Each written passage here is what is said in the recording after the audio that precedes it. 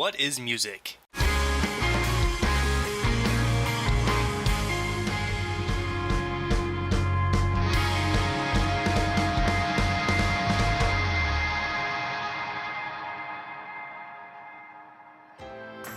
Rhythm and blues, commonly known as R&B, originated in African American communities in the 1940s, when jazz-based repetitive beat music was hitting the scene.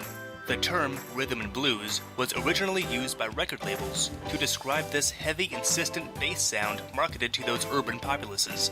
In 1949, Billboard magazine decided to replace what they marketed as their race records chart with a new rhythm and blues records. Great move, right?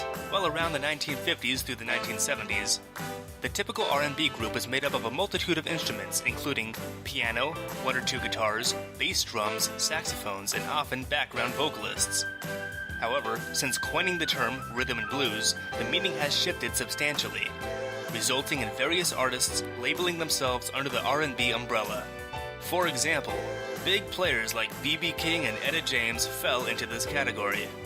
However, by the mid-1950s, R&B began contributing to the development of what we know now as rock and roll, specifically Elvis Presley.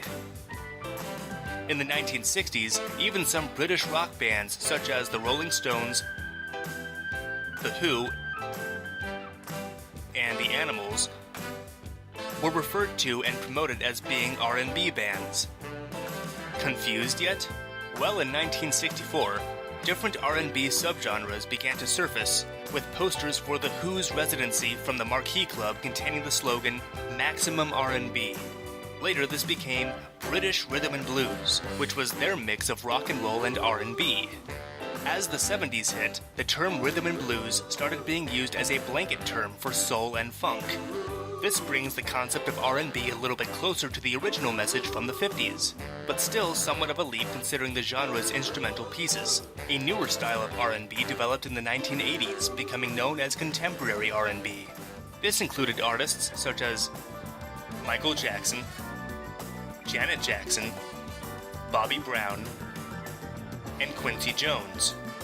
Popular R&B vocalists at the end of the 21st century also included Prince, Stevie Wonder, Chaka Khan, and Whitney Houston.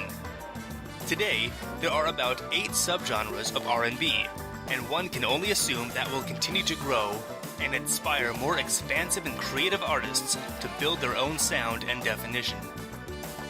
We hope you enjoyed this segment of What is Music?